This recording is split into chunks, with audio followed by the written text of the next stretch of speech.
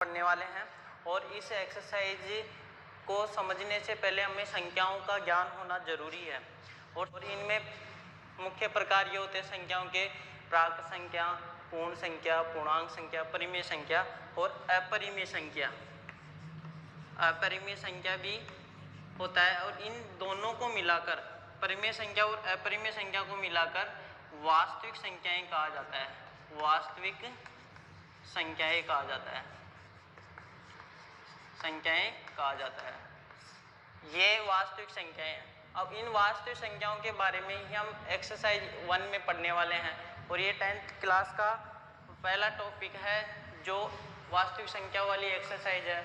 इसमें इस एक्सरसाइज का हम पहला टॉपिक यूक्लिड विभाजन प्रमेय का पढ़ेंगे। यहाँ पे ये टॉपिक तभी समझ में आएगा जब आपको विभाजन प्रक्रिया अच्छे से समझ में आती है। विभाजन का मतलब जो भाग प्रक्रिया आपको अच्छे से समझ में आती है।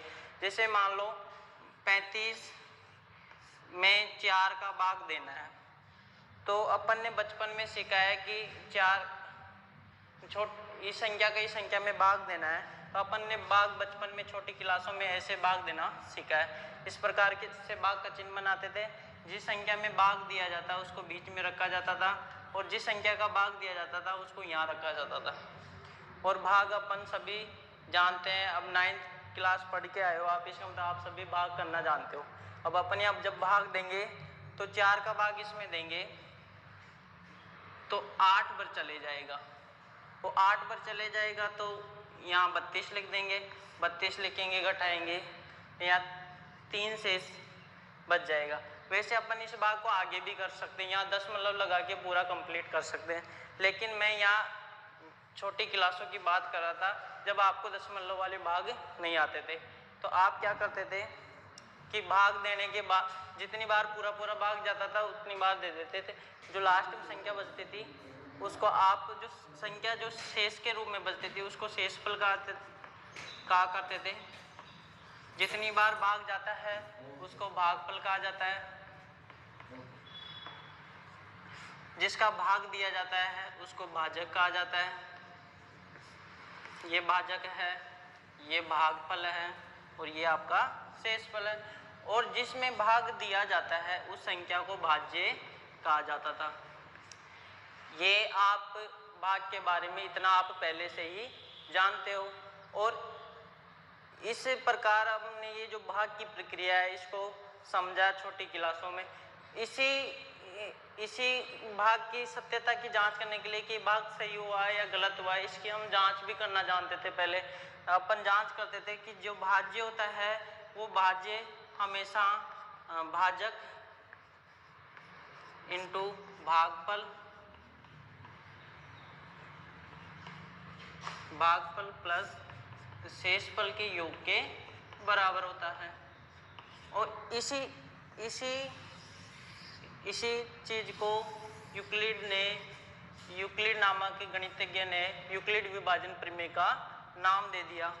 अब इसको हम मैथमेटिकल तरीके से, मैथमेटिकल फॉर्म में, एक मैथमेटिकल लैंग्वेज में यूक्लिड ने इसे अलग प्रकार से डिफाइन किया है। और भाज्य बराबर भाजक इंटू भागफल प्लस शेषफल को एक अलग ही तरीके से व्यक्त किया है, उसको हम यहाँ समझने वाले हैं। उससे पहले हमें ये पता होना चाहिए कि भाजक प्रक्रिया किस प्रकार से संपन्न होती है। ये चीज़ें हमें आएगी तो हम यूक्लिड विभाजन प्रमेय को आसानी से समझ सकते हैं। अब इसको समझने के लिए हम 1-2 उदाहरण और ले लेते हैं जिससे आपका अच्छे से क्लियर हो जाएगा। और आप जब तक आपके समझ में नहीं आएगा तब तक यूक्लिड विभाजन प्रमेय का समझ में नहीं आने वाली। और आपको संख्याओं के प्रकार तो आपने 9th क्लास में कई बार, 9th क्लास से पहले भी और 9th क्लास में भी पढ़ लिया है। पहली है प्राकृत संख्या, दूसरी पूर्णांक, प्रमेय और अप्रमेय।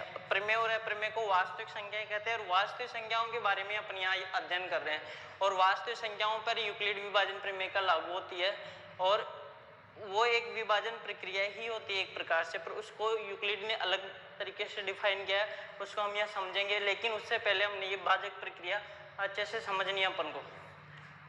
और ये भाजक प्रक्रिया आप सभी जानते हो, जिसका भाग दिया जाता है उसको भाजक, जिसमें भाग दिया जाता है उसे भाज्य, जितनी बार भाग जाता है उसको भागफल, और जो शेष के रूप में बचता है उसको शेषफल कहा जाता है।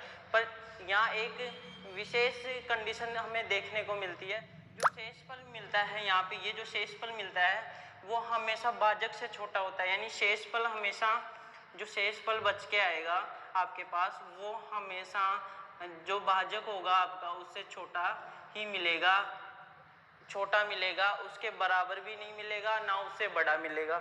ये हो सकता है जीरो भी मिल सकता है, यानी शेषफल की जो कंडीशन होगी, शेषफल की जो कंडीशन होगी वो जीरो के बराबर भी हो सकता है, जीरो से बड़ा भी हो सकता है, लेकिन वो भाजक से छोटा होता है।